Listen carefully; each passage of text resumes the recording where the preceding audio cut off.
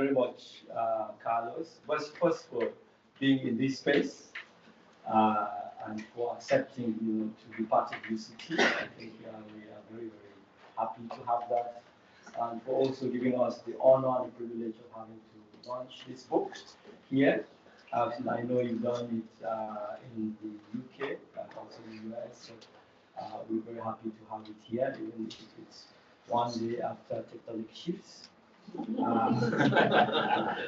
we are hoping that this book will take us into this new global space where we are getting right.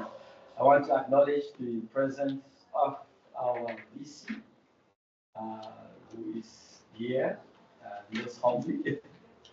Yes, but it is important to acknowledge their presence, and thank you for your busy schedule for being here, and also our former minister, Trevor, thank you for being here. Director of the school, Mandela School for Public Government, thank you also for being here, and all your colleagues who are here with you. And we are looking forward to a very exciting conversation. So, HUMA is the Institute for Humanities in Africa, which was founded in, I think, 2010 during the World Cup. So it was meant to be the World Cup of ideas at that time. But what is really particular about the Institute is its Pan-African project, really ensuring that South Africa, but particularly UCT, takes the Pan-African intellectual project very seriously, not just in terms of people, but also in terms of ideas, and to take Africa as a framework for thinking the world and not just as a place. So it's a very diverse space, and we have people from all over the world and all over the African continent, also in a very challenging period when crossing borders across the world and everywhere else is very difficult. So we really take UCT's project, Africa project, and the idea that South Africa is the gateway to the continent very seriously, and if you want to do that, we think you should come to UCT to do that. So, and thank you, Carlos. I know Carlos is a Pan-Africanist, a big champion for Africa. But I'm going to introduce Carlos shortly. I've been given a very strict program to follow, and I know that there are very important people here. So we are here to launch this book, The Self-Deception Trap, which we'll introduce shortly. But this is a book published by Palgrave Macmillan, and Carlos is my elder brother. I've known for several years. The last time Carlos and I were in Oxford and having a similar debate and discussion, and he was teaching me how to dance Bob Marley. So much trouble in the world. And he gave a very beautiful anecdote about how the Agenda 2063 was constituted, and the famous former minister or prime minister who was asking people to dance and say that Africans are the only people who can dance when there's so much trouble in the world. Yeah, but we will have a series of very short remarks to Carlos, to also introduce, welcome Carlos to the space, and also colleagues, and also introduce the book. We're going to start with the director of the Mandela School for Public Government, who Professor Faisal Ismail. Please.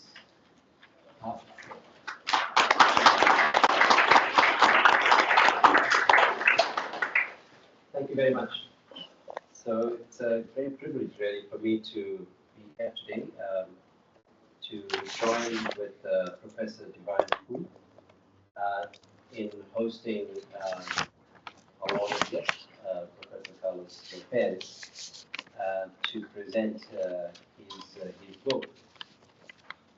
I want to acknowledge the presence of Professor Jaya Raju. Thank you very much. It's a great partnership between us, Mandela School, and the Institute for Humanities in Africa. I hope we do many more of these things in the future. I want to also acknowledge the presence of the Vice Chancellor. It's lovely to see you again, Professor. And his support really for the Nelson Mandela School of Public Governance. So, of course, I can't go further without recognizing my first boss in the government of South Africa, Trevor Manuel. Minister Trevor Manuel, as he then was, I often ask my students, can you remember the first Minister of Trade and Industry? Most of them don't.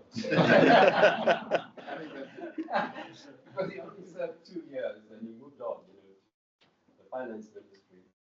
So, but I remember him very well because he appointed me to lead South Africa's negotiations, and he took a huge risk.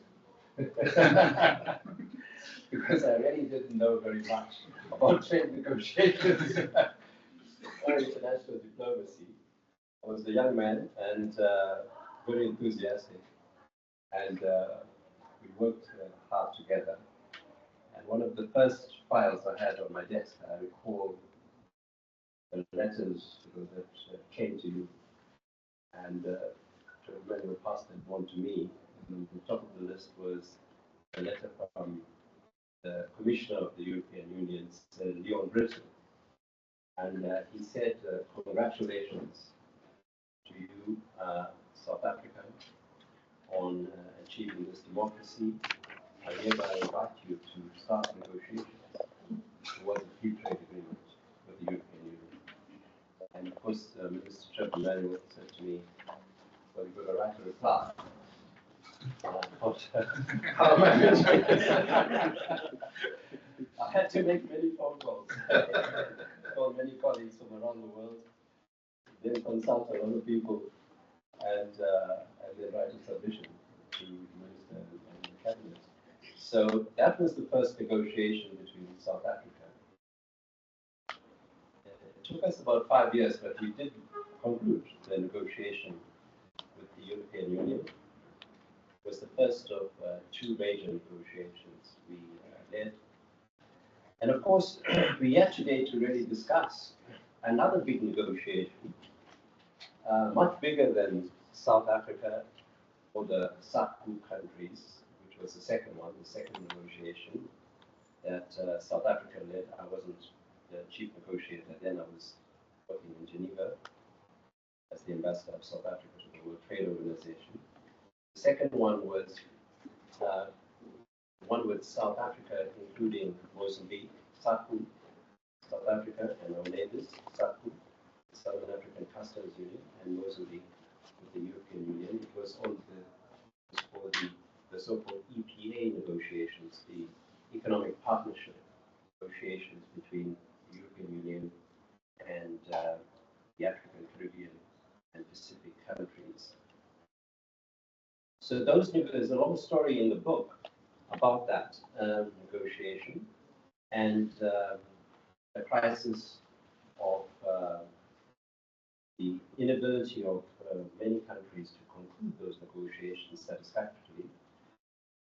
And in Carlos Lopes' book, you'll find a lot of the details about the background, but he picked up the baton from the EPAs to the next phase of the negotiations, the post-2020 negotiations between the European Union and Africa. Africa, the ACP countries and the European Union, but of course Africa had a very important role in that process.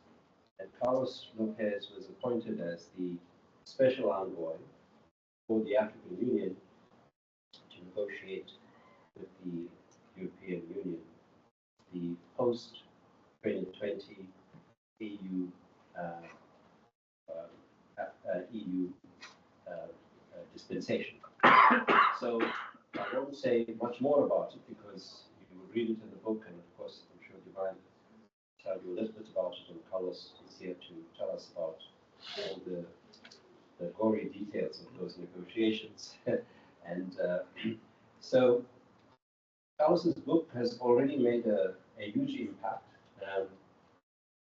Carlos is a prolific writer.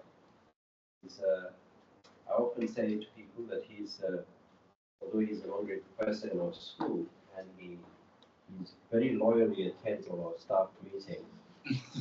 He's more often abroad in many other capitals of the world and participating in a number of global commissions and advising uh, heads of state and advising the many bodies of the United Nations. And so for us, it's a really a great privilege because every time we see him, he tells us many stories about what's going on in the world. And so a lot of our own knowledge about the different challenges the world faces and how we're dealing with that, we hear firsthand from Professor Carlos Lopes. So really great pleasure for me to join with you, Professor Poole, in hosting this book launch. And I hope that all of you do read the book. Carlos has negotiated a special deal to make the book available free of charge. It's open access, so you can download it, and I hope many of you do read it, and our students.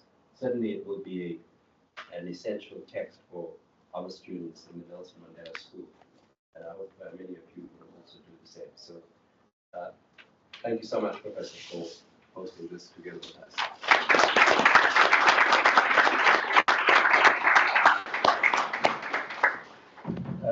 Thank you very much, Ryan. I always like to emphasize that I'm associated with professors and not yet professor. But I take the prayer. I accept it.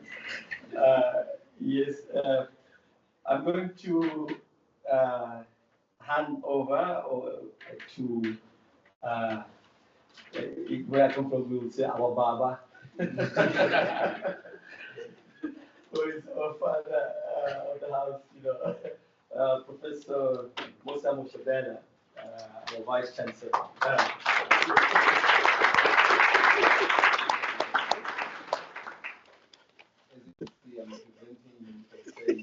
Exactly.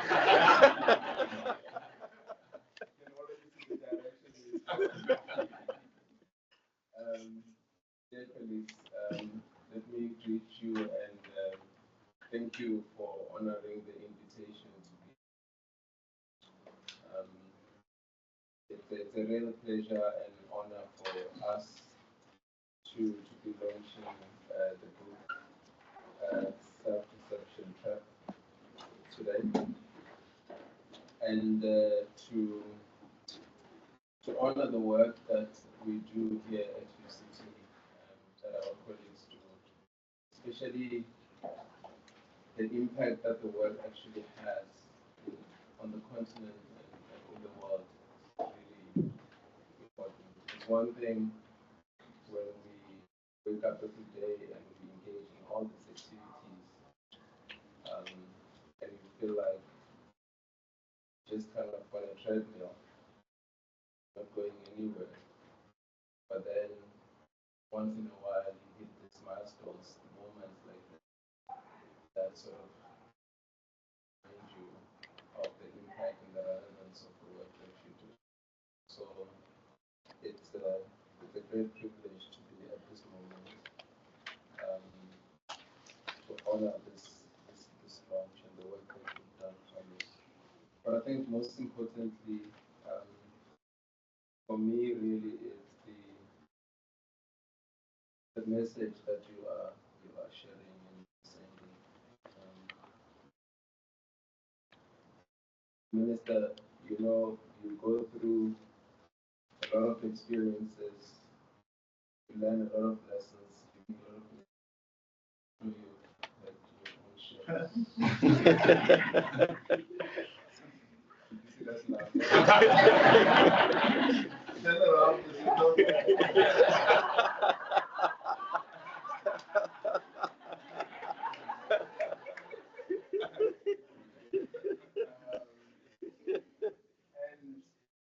but all of these things that we go through become lessons, they accumulate,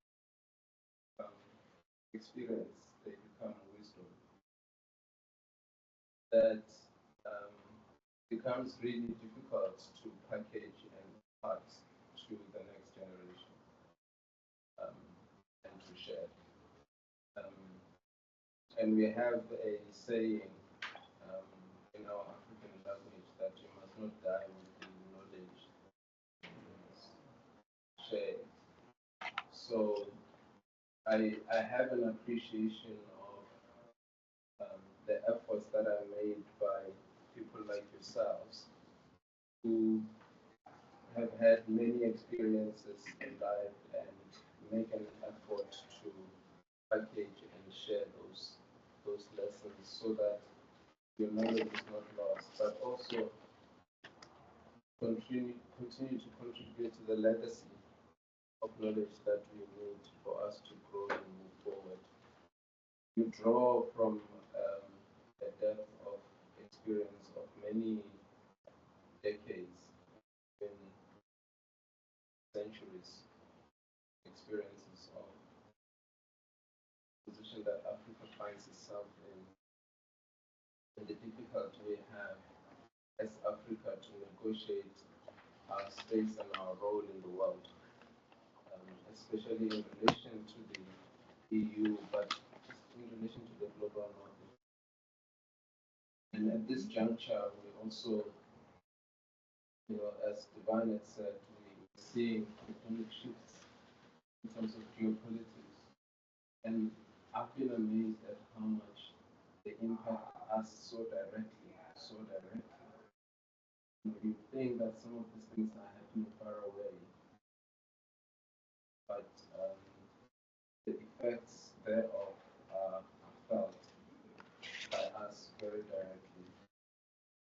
And one of the things I think, just scanning through your book and reading all the conclusions at the end and guiding principles that you've shared, for me, it's this sort of pain of how Africa is exploited for its goodness. We have a value system in Africa that is welcoming, that is giving, that is sharing. And in some ways, it feels like we pay a price for that value system. Because when people come in, we open doors, we open our homes, we open our arms, and then treat them as friends. Then in the process, we get exploited. And it just worries me because on the one hand, it's almost tempting to say, actually, we should have a different approach, be more close, be more selfish,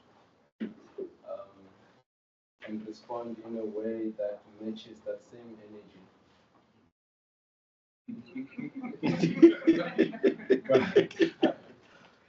but you like violence. That's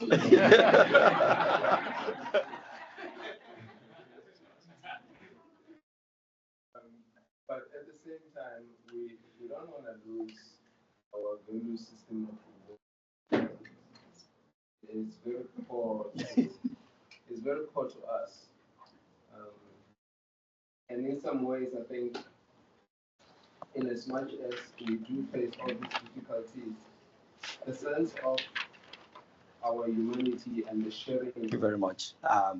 Yes, the Dean of Humanities and her team, our host. I always say that I'm the property of the Dean of Humanities and Human. So Professor Casey is currently in Brussels in one of our projects, actually with the EU, about strategic partnerships. So this was really a good time to have to talk about this book with the project we launched last year, the Africa Charter for Strategic for Transformative Research Collaborations.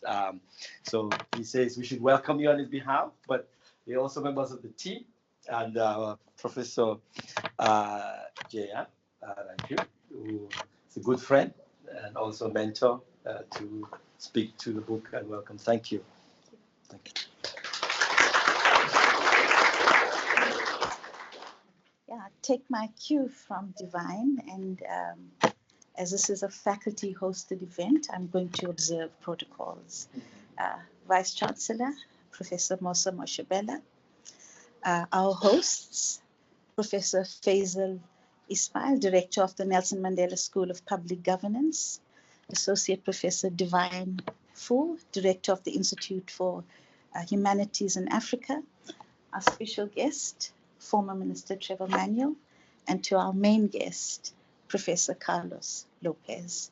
Colleagues at large, Dumalang, Mulweni, Sanibonani. The Dean of Humanities, Professor Shozi Kesi, as you've just heard, is traveling on a working visit and could not join us today. In her stead, I'm pleased to present her message of support in the form of a brief reflection on the book by Professor Carlos Lopes.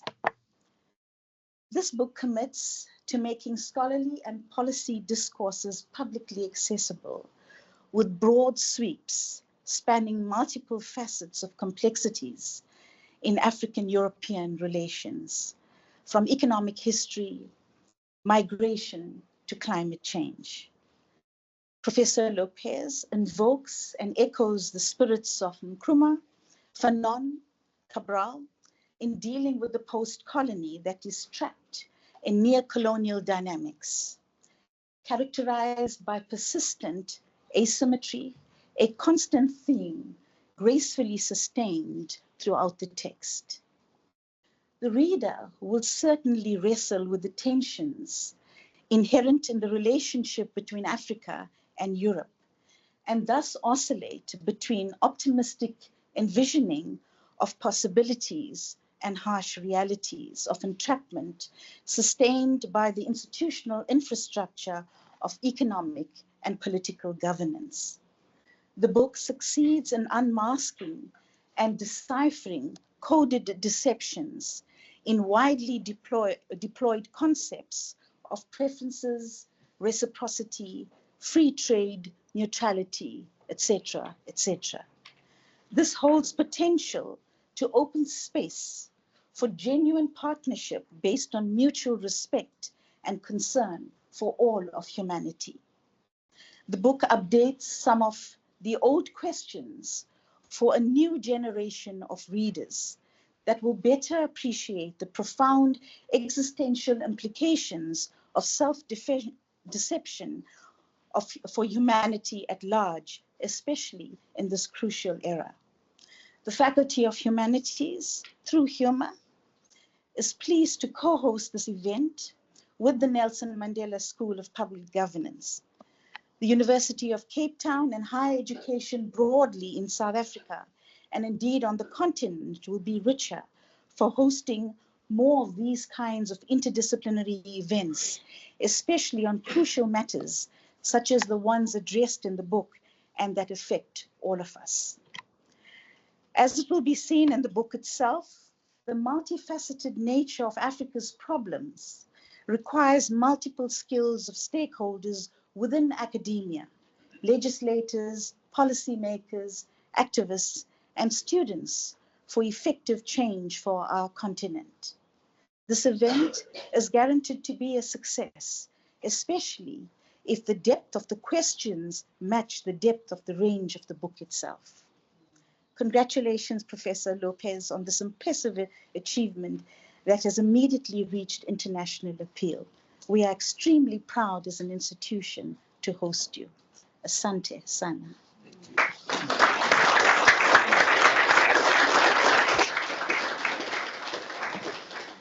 Thank you, Jaya, and Shose through Jaya and the faculty. I think I will go straight to introducing my elder brother, Professor Carlos Lopes. Petunia has warned me that I should have no formal introduction, and I'll try my best not to do that.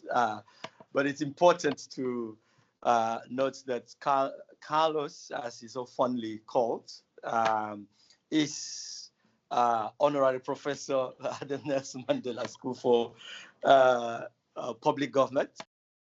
And that's why we have it here, because he's in the Nelson Mandela School for Public Governance. So thank you for being there. But at the same time, he's also affiliated and attached to Sciences Po, and that's also important for him. But he's on a long list of many boards that I'm not going to call. But that's a profile which you can access. But this particular book comes from his own experience being associated with and working with the United Nations, particularly working with Kofi Annan as advisor, but as executive secretary of the Economic Commission for Africa, which is a very particular place and a very interesting space. And that's also where I was able to encounter, I had the privilege also to connect with Carlos, because at that time I was seconded to Codesria as director of publications in Dakar, and Carlos was on the scientific committee. It was a fascinating scientific committee because we had Carlos, Apia, Mantia Diawara, and lots of other people. They did very little about advice, but a lot about scientific debates. So when I left that place, I was more schooled with really lots of debates and lots of questions. It was the first time that I learned about the fight between Dabashi and also Zizek and Mignolo, which refers to what we have behind me, which Petunia has done everything to try to to cover.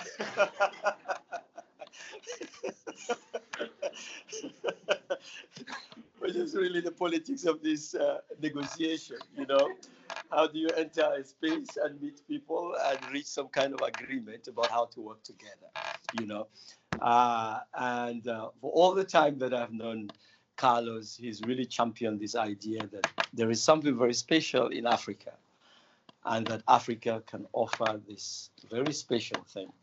And if we come as a collective. So the project of working together, working collaboratively, which I think our own VC has also brought into the space, is really important. And that's something that is in the historical work and life of Carlos Lopes, that I know was very soft-spoken. We like to gossip about him as a very beautiful, handsome man from Guinea-Bissau, but also he has lots of really beautiful ideas. And he's really published many other things around transformation, how to transform the economy of the continent. But he was really key, appointed to the EU as a negotiator, and works with the APC, and also does lots of other advice, across the African continent. But we've brought him here today, or he's asked to come here today, not because of his previous books, but because of this book, which I tend to see as an intellectual biography, in a way. Because in this book, he tries to explain, to give an explanation which he tried to bring into fruition when he was appointed to be this negotiator, but to explain also why this particular project of coming together is important. And from that book, I've taken the title of that book, which is published by Palgrave Macmillan. I was going to ask my elder brother, why didn't you publish it down here? And why did you have to take it to Palgrave Macmillan? But I understand Africa is not a location. Africa is everywhere. So it is very important to begin to see Africa as not just a location, but something that's spatial. And also, as my friends have been telling me this week, from Paris, as a methodology and as a theory to think the world. And I think that's what Carlos is offering us in this book. How do we take Africa as a framework, to work with the world, to think with the world, which is also some of the issues that Professor Mashibela was also raising. What can we learn, from the continent? But the concept of self-deception, I think, is a very important contribution that Carlos is trying to build in this work. And it's not always that you find an economist who turns to psychology to pick up a concept. and to try to develop it and also introduce it to diplomacy, to trade, to government. So, and I think really, I would like to see Carlos really deepen this, work with this, because this is a central framework that holds the book, this concept of self-deception, which he introduces as the key challenge and as a key problem that is standing in the way for the continent having to move and our continent having to speak collectively. And I want to see the deception at three different levels. Carlos gives us two levels. The first is self-deception by Europe. And I think we're talking about global Europe. Wherever Europe has gone and positioned itself, it's not necessarily as a location. It's global Europe. And Carlos is telling us that Europe's project, which is also one of aid, which is one of assistance, which is one of a particular version of philanthropy, is very problematic and self-deceptive. But also at the same time, Carlos is telling us that Europe's strategy to want to work with the collective, but at the same time to use the back door to have bilateral agreements so it can destroy the collective is also self-deceptive. So I think that's the one level, that from Europe there is a self-deception, and there's also a self-deception that Europe's entire history of colonization, an entire history that has given it the power to dominate the world and to continue to define its subordinates, like Africa, is also self-deceptive because Europe needs to find equal partners. The other self-deception is from the continent, and that the continent's dependence on aid and assistance, what Poleno Tonji would call extraversion, is very problematic. A lot of that book is talking about extraversion, that countries are spending a lot of time trying to show that they are successful with FDI, they're successful outside, they are stable, but care very little about their own people. So their economies are extroverted. And we can see the connections also with knowledge production and scientific production in this context that is all extroverted. So we want to be ranked, which is very important, but at the same time, what is ranking? And as the Vice Chancellor has indicated, how do we introduce Ubuntu into a space and make it seriously? But at the same time, as Carlos is arguing, continue to take ranking seriously, because he's not asking that we abandon, but that we should introduce something into the space. So I think that's the second level, from the continents, and also that negotiating bilateral agreements without working as a collective, without taking the collective project seriously, will not take us far. So one is on aid, depending on aid. I was going to start off by saying that I hope the funder who reached out to us, wanting us to have a collaboration with this School for Governance, for Mandela School for Governance, is listening to us right now. But after reading the book, I thought I shouldn't start there, because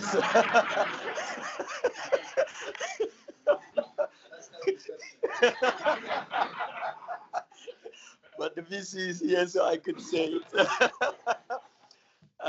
But I think that's the second level, that we should not depend on aid, we should not depend on assistance, and that an extroverted world is actually problematic because we are being undermined and it will not advance our growth and development.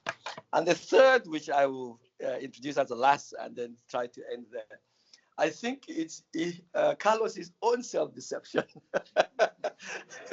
which I think is really written into the book. So when you read the book, you have to read it as a biography of Carlos Lopes at a particular period, because he's telling a story about his time, his life, and the story of his challenges of having to go through, especially as the executive secretary of the Economic Commission for Africa, but as also chief negotiator, special representative for negotiation with the EU and also at the APC. So when you read it as that, it also gives you a different lens, because you can see the struggle, you can see the nerds trying to push an idea and everyone laughing at it, and really trying to convince lots of states and institutions that it is important to work with one voice, especially in trade negotiations. And it is important to take ourselves seriously and present this. And that's also why Carlos is arguing that Africa being admitted to the G20 is too late, because Africa actually has so much potential as a continent more than many countries that are in the G20. And the fact that we are hosting the G20 soon is also long overdue. Yeah, so there is so much in that book that I think Carlos is going to speak to, which I highly recommend to everyone because it really introduces us to so many things and also introduces many, many new concepts, and particularly that concept of self-deception, which is really around extraversion and the lie of taking aid seriously. And lastly, it's really about aid and assistance also, that we need to turn away from aid, we need to turn away from assistance. And as he argues, he's not saying that we should not take it, but that we need to begin to participate in defining the terms and conditions and references. And that's also why I think the Dean is not here, but she's participating in a very important meeting in Brussels about how to negotiate research partnerships and research collaborations, which is the other aspect that you're trying to deal with in here. So thank you, Carlos. And we're going to have you to speak to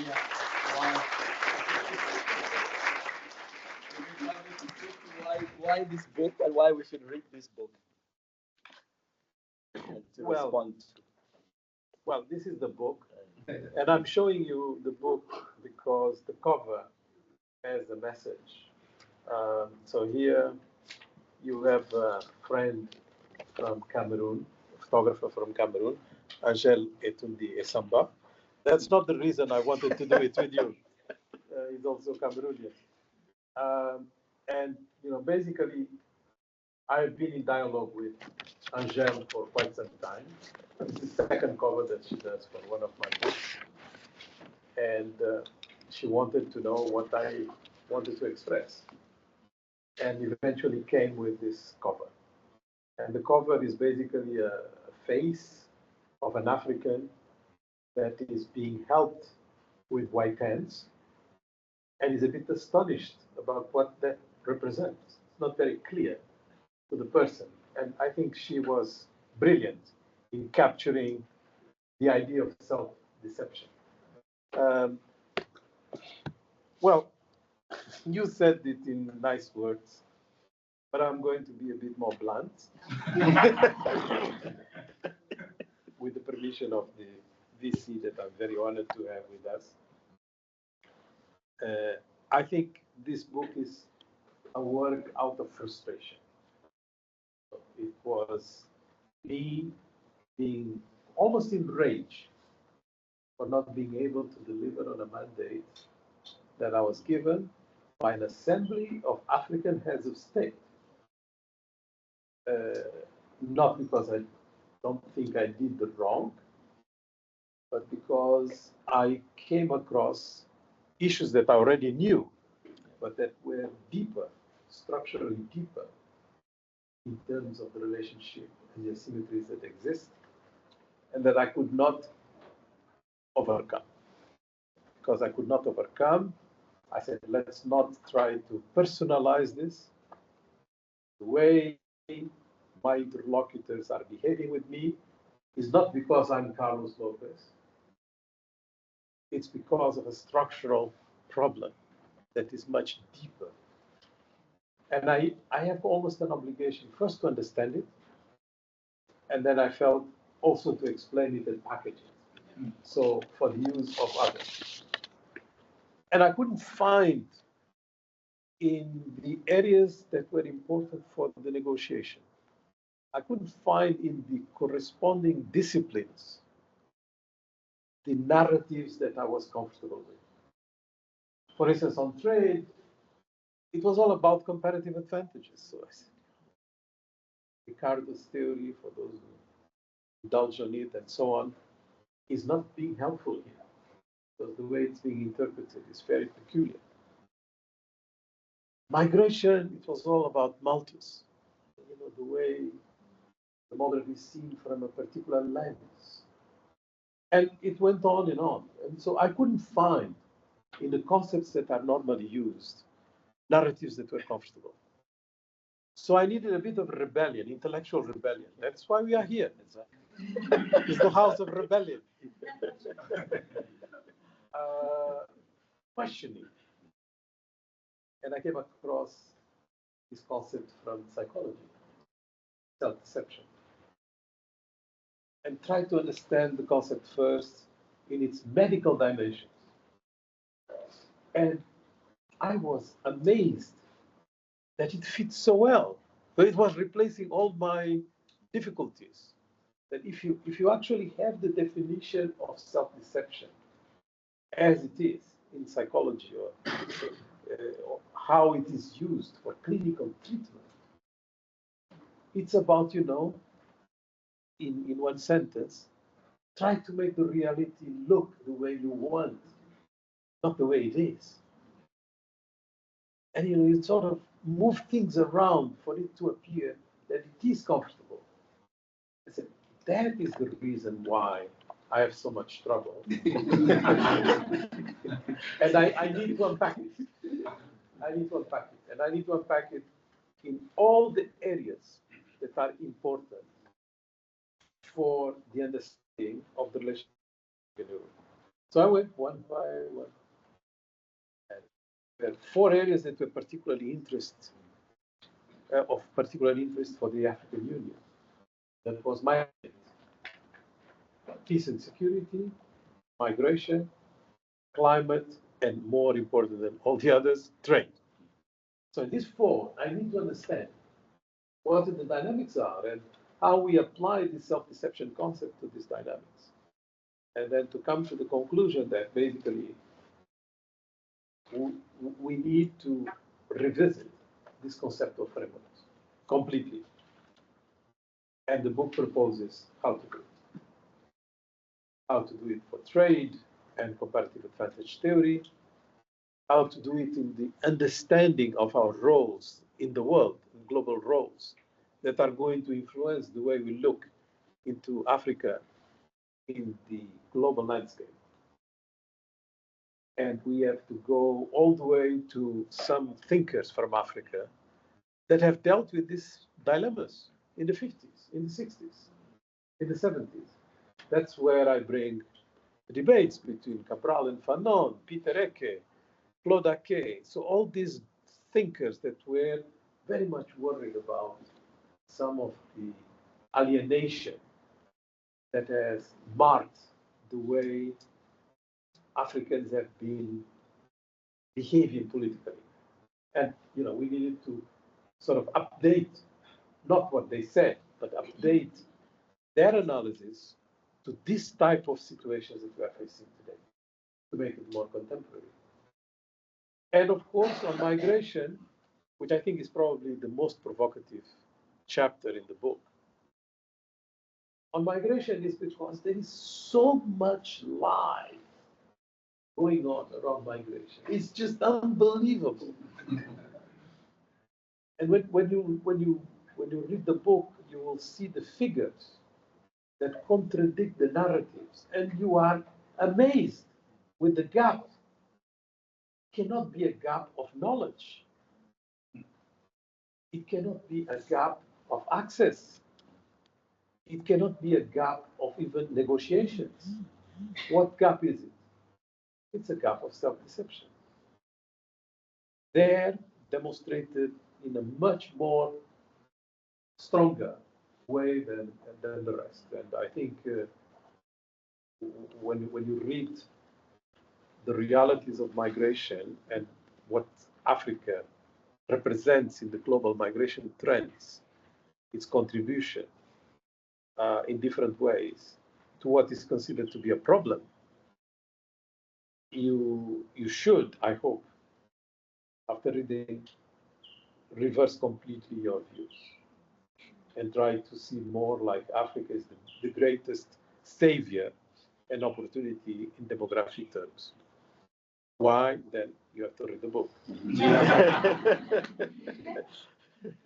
Thank you.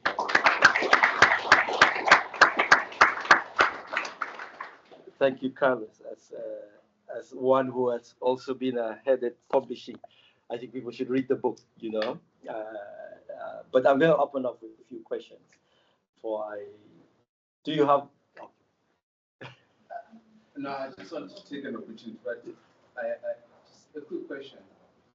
You talk about minerals and extraction basically flowing from Africa to Europe, and then you talk about migration of people flowing from Africa to Europe and the pushback against the migration.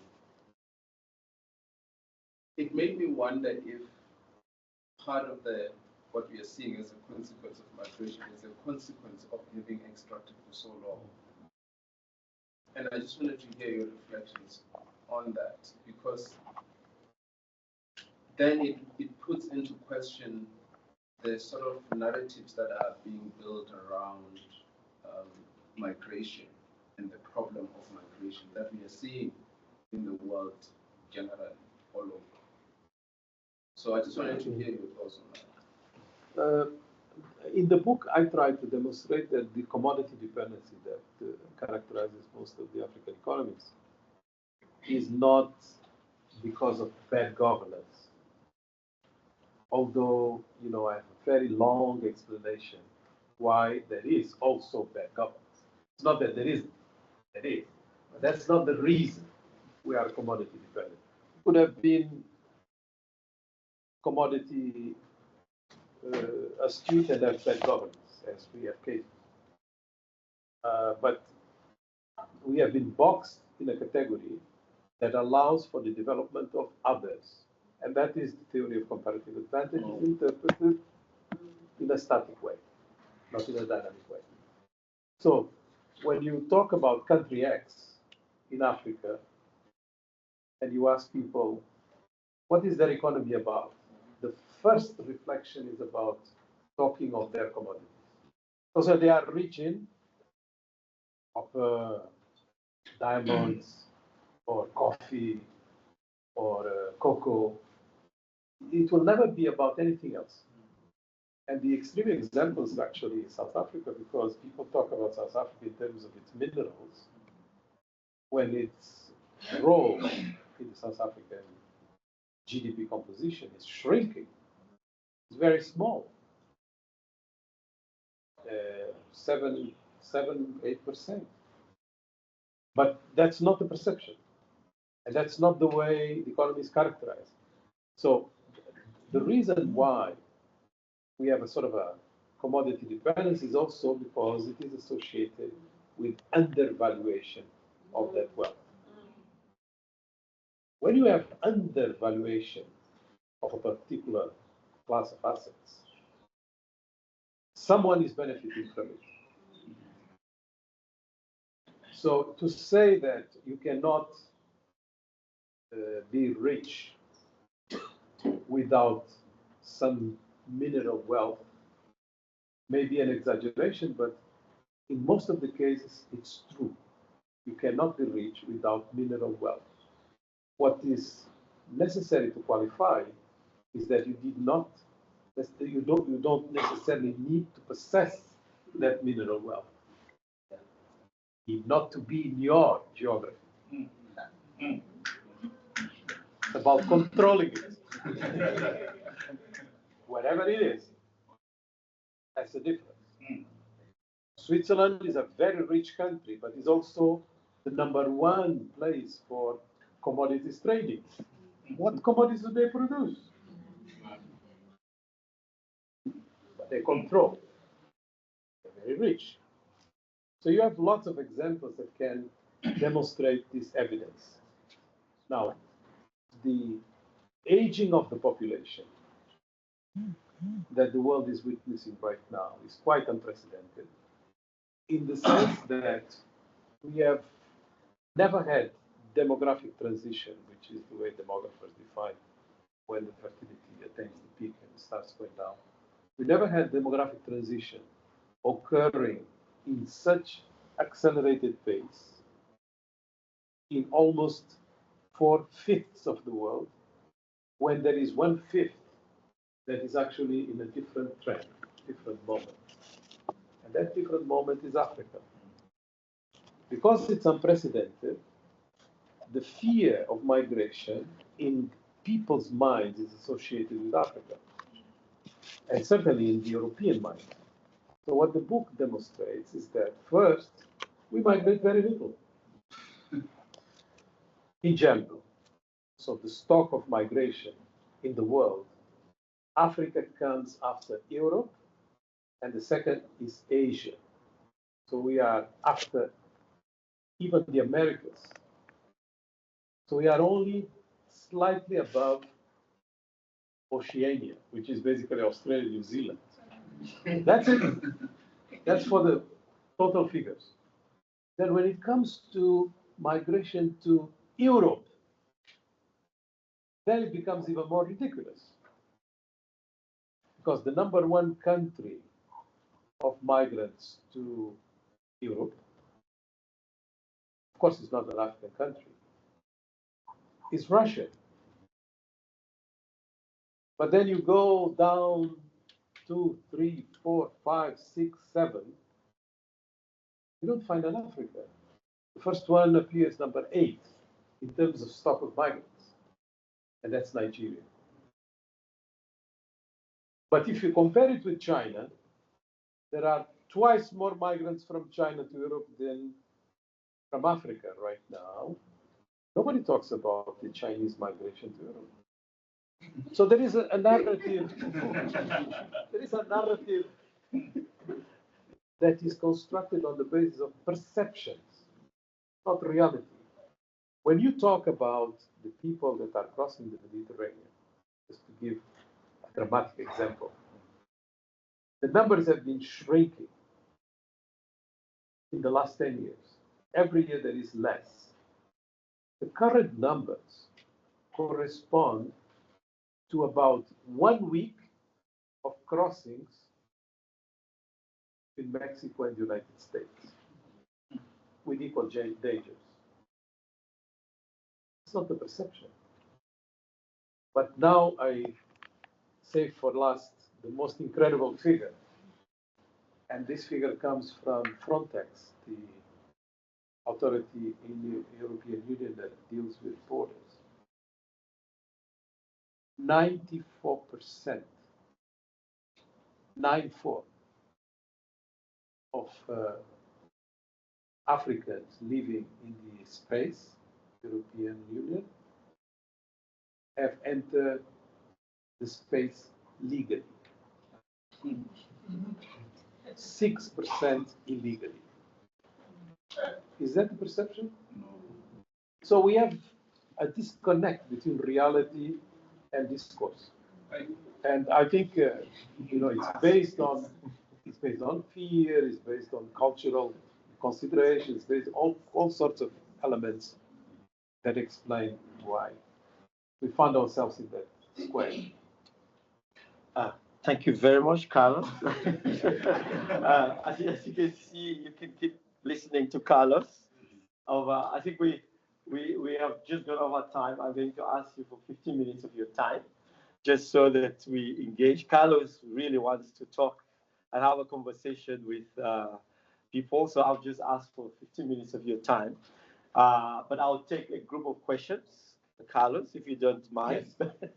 Yes. Then you can answer those. Yes. Let me start. Yeah. If you could just introduce yourself, please, briefly. Okay, I'm Maria Pereira. I'm here, visiting professor at Hilma. I have a long history in public policies. I am, I feel in my blood and my skin self-perception. So it is fantastic being here. And thank you very much. So my question is, considering G20, considering the rhetoric, the intentions, and also the amount of time and resources that it takes from the countries that host the G20 meetings. I would very much like to hear you on what you think of it. I'm going to hold that.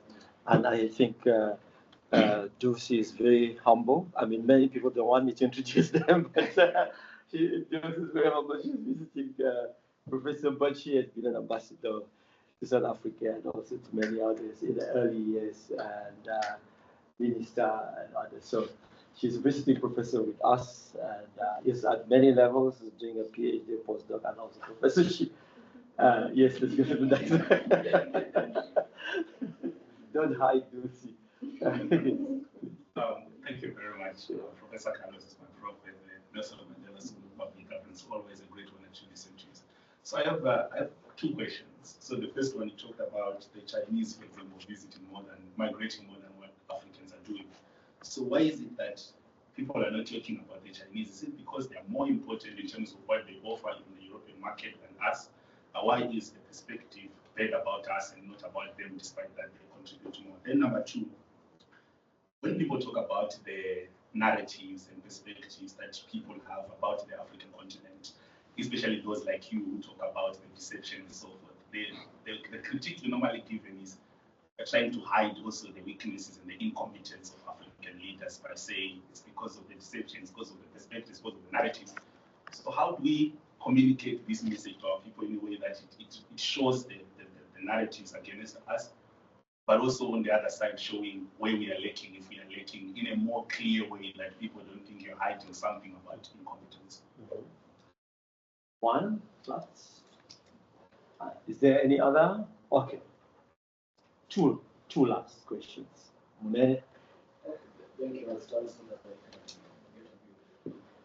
Thank you, Dr. Carlos, and of course, and my question is closer home, and you might also want to venture into this one. So one of the things that comes out is the agenda and the needs of the funders versus the people who have been funded. So West and Global South, let's put it that way.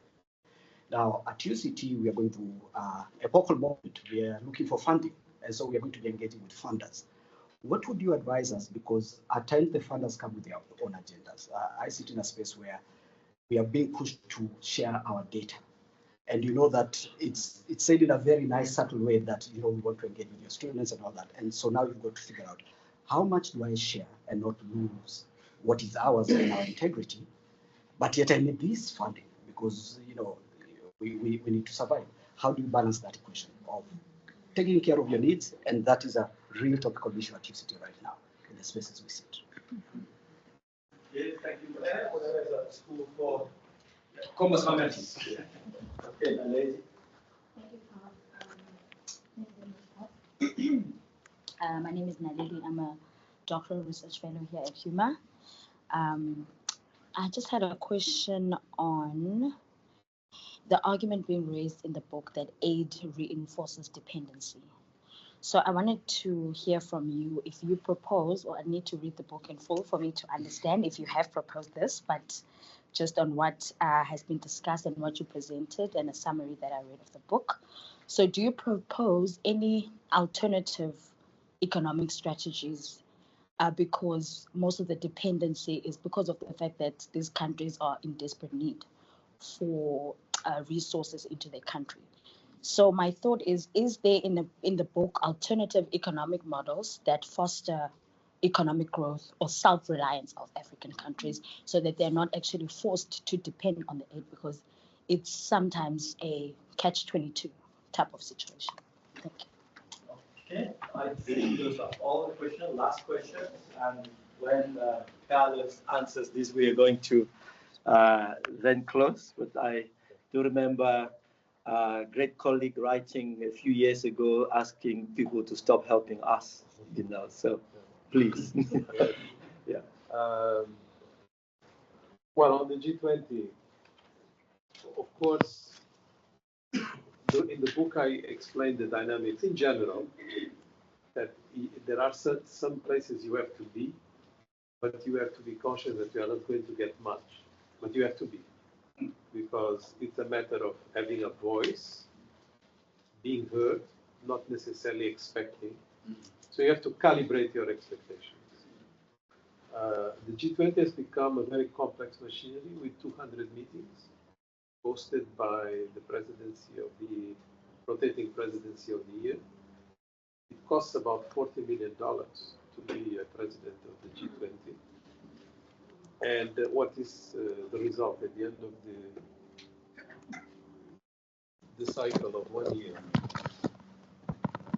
not much depending on the presidency, except some communiques and some nice proclamations.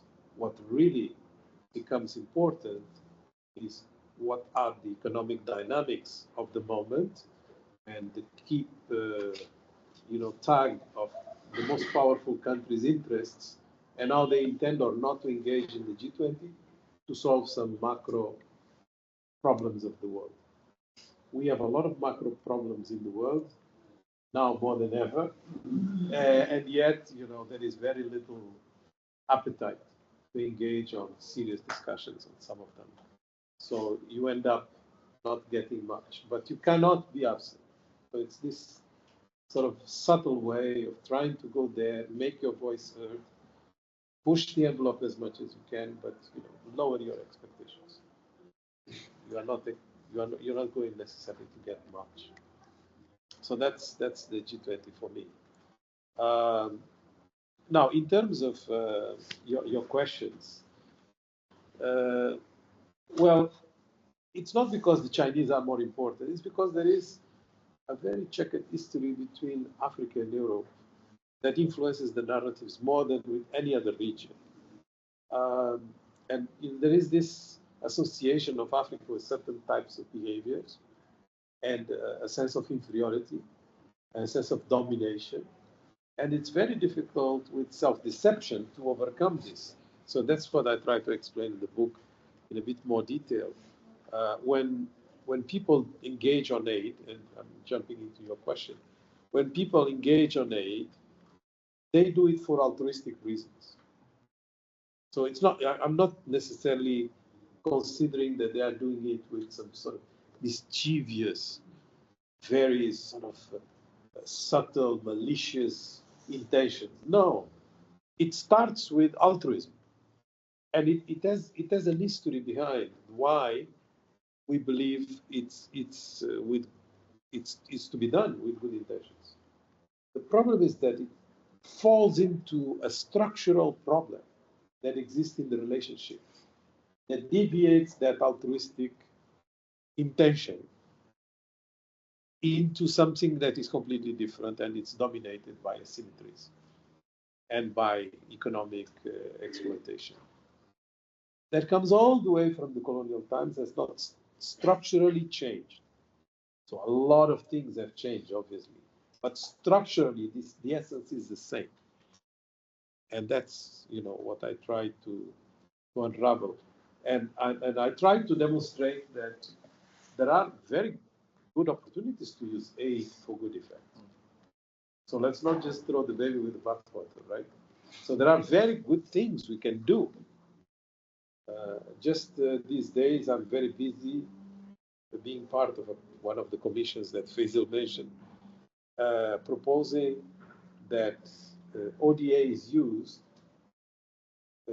as an opportunity to boost local banks to lend to their economies in local currency, to reduce the exposure these countries have with volatility of their currencies to external debt. So this is something that ODA can do, and it will be incredible. It will have an amazing effect. It will boost the ratings of these local banks, will allow them to increase their capital and their lending capacity, and it will reduce the volatility, and it will, basically make the economy much more integrated. So if we do something like that, it's just one example, it's good. But if we continue to engage on the type of behavior that we are accustomed to, then we have a problem. Then we need, people that suffer too much from self-deception to go into clinical treatment.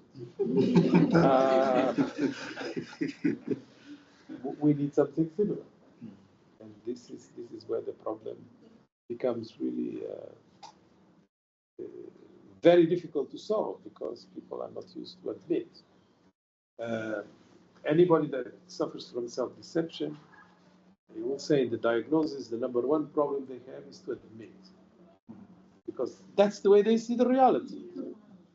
So to admit is very difficult. In the book, I tried to demonstrate with examples of the negotiation that I was engaged with, how this unfolds. You know, it's like, for instance, you invite to conferences that are high profile only the people that are going to say the things you like to hear.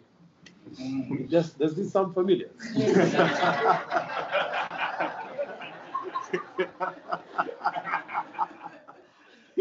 You kind of put the reality according to your. Another example is that if you have trouble at home, you want to go to a place where you are going to be considered a hero. Does this sound familiar? Yes. So you have a lot of this. It becomes entrenched. So the Europeans may have the best of intentions. Actually, it's the title of one of the subchapters, the best of intentions. But then, there is another chapter that follows that says, the Good Samaritan lost its way. I think on the question from Daniel, well, Daniel, the issue, because we are not going to change the world in one go, so it has to be different pies. We have to follow common wisdom, which is you pick your battles. You don't go into all fronts at the same time. You pick your battles. And I think you need the funding. You need to be smart in the way you engage about it. In fact, in the chapter on trade, I say more or less this. Protectionism, old-fashioned way, is going to be very difficult to practice. Well, I don't know, since Tuesday.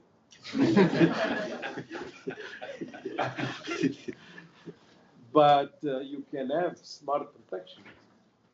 You have to be capable of mastering the rules of the game and make them work for you.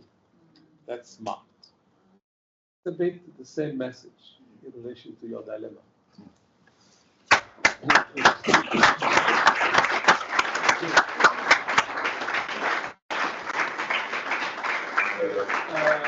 Before you leave, thank you very much, Big Brother Carlos. Obrigado. Yes. And we know that you're doing lots of things this year, including celebrating Cabral. Yes. 100 years and also 50 years of Portuguese. I don't want to say independence, but attempts at liberation. So, and you're telling us that we should not delink. We should delink by having to mediate, Yeah. But I also want to really thank everybody. Thank the Vice Chancellor for taking his time. Thank former minister and colleagues here. But also many colleagues who did a lot of work. Petunia, in particular.